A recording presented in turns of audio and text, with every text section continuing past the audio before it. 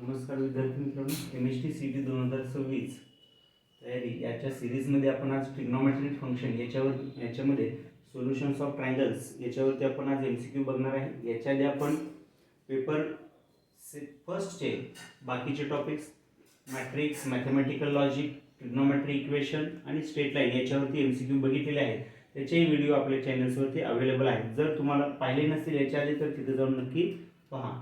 ठीक आहे. आणि जर तुम्हाला आवडले तर तुमच्या बाकीच्या मित्रांनाही शेअर करा आणि त्यांना सबस्क्राईब करायला सांगा की जेणेकरून याच्यावरचे अपडेट्स तुम्हाला वेळोवेळी मिळत जाते. ठीक आहे. तर आज आपण बघूया याच्यावरचा पहिला व्हिडिओ. ठीक आहे. पहिला MCQ.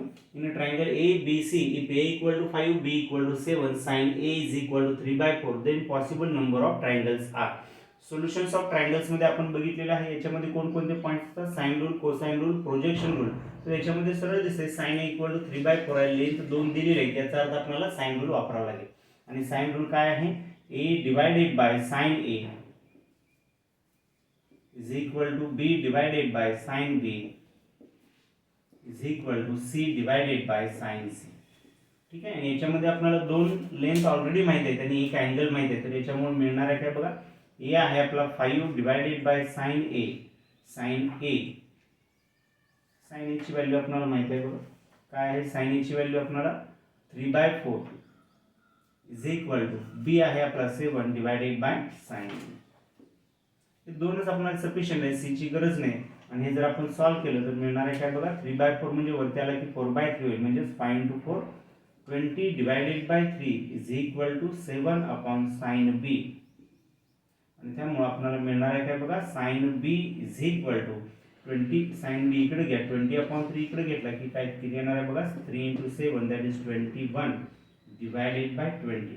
आणि हा चेक करा, न्यूमरेटर ग्रेटर दॅन डिनॉमिनेटर आहे, म्हणजे आन्सर तुमचं ग्रेटर दॅन काय आहे, 1 आहे. पण आपल्याला माहित आहे कोणताही अँगल हा तुमचा कसा असतोय. For example -1 less than equal to sin B less than equal to 1. sin B हा कोणताही ट्रिग्नोमेट्रीचा अँगल हा तुमचा साइनचा काय असतो, -1 to 1 च्या मध्ये असतो. त्यामुळे हे पॉसिबल नाही. which is not possible. ठीक आहे. and therefore असं जर असेल तर आपल्याला अँगलच मिळत नाही, तर त्यामुळे काय येणार आहे, no triangles are. No triangle is form. No triangle form म्हणजेच नंबर ऑफ ट्रायंगल्स किती असणार आहेत आपले, 0 असतील. ठीक आहे. चेक करा बघा. याच्यानंतर आपण पुढचा बघूया.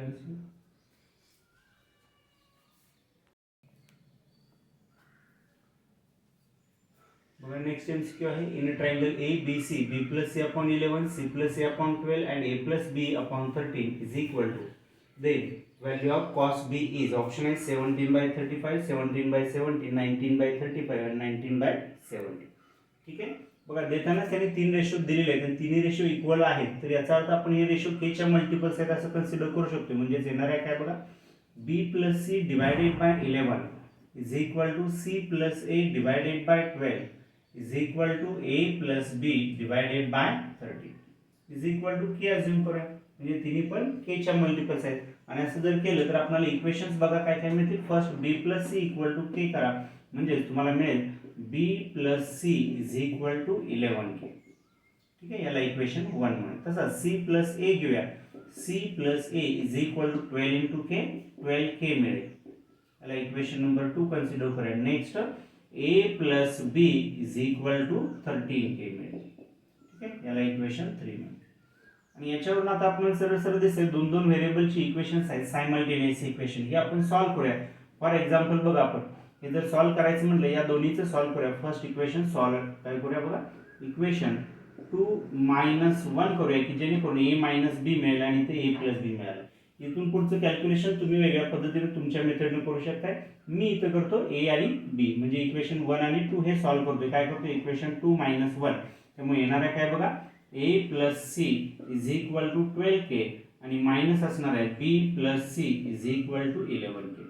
आणि मायनस करतोय तर यांची साइन चेंज होतील. म्हणजे येथे काय बघा, A minus B as it is असेल, C कॅन्सल होईल आणि 12 - 11 1K असेल. याला इक्वेशन नंबर 4 मिळेल. आणि इक्वेशन 3 आणि 4 काय येणार आहे बघा, इक्वेशन 3 प्लस इक्वेशन 4 या दोघांची जर ॲडिशन केली तर दिसतंय B plus B minus B cancel होईल, A plus A 2a is equal to मिळेल आपल्याला 13k plus 1k that is 14k.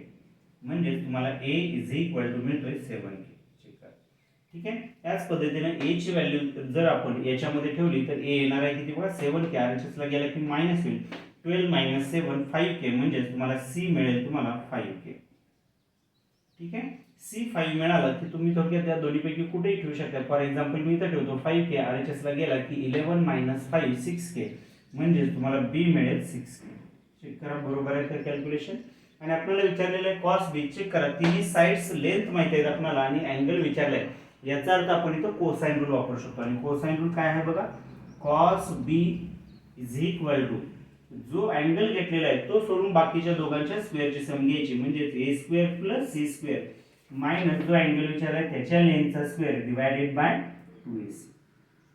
म्हणजे येणार आहे काय बघा, a स्क्वेअर आहे तुमचा 2a, a स्क्वेअर आहे 7, 7 चा स्क्वेअर येणार आहे 49k square plus c square आहे 5k स्क्वेअर म्हणजे येणार आहे 25k square minus b square म्हणजे असेल 36k square divided by denominator आहे a into c that is 7 into 5,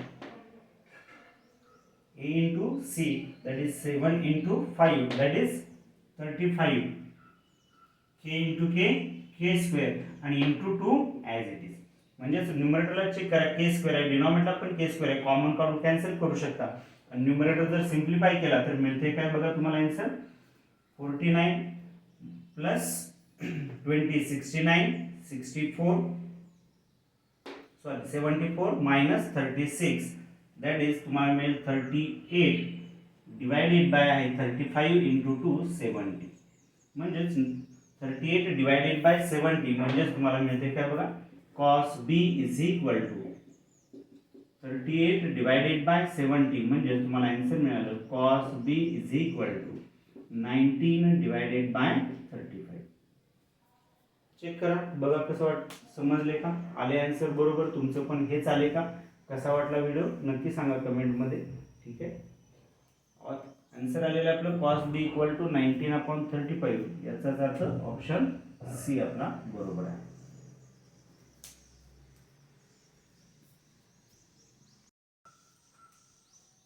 ठीक आहे. बघा कशी वाटली व्हिडिओ, तुम्हाला आवडले असतील नक्की तुमच्या मित्रांना वगैरे शेअर करा आणि त्यांना लाईक करून सबस्क्राईब करायला सांगा की जेणेकरून वेळोवेळी तुम्हाला अपडेट मिळत राहतील. Okay, thank you.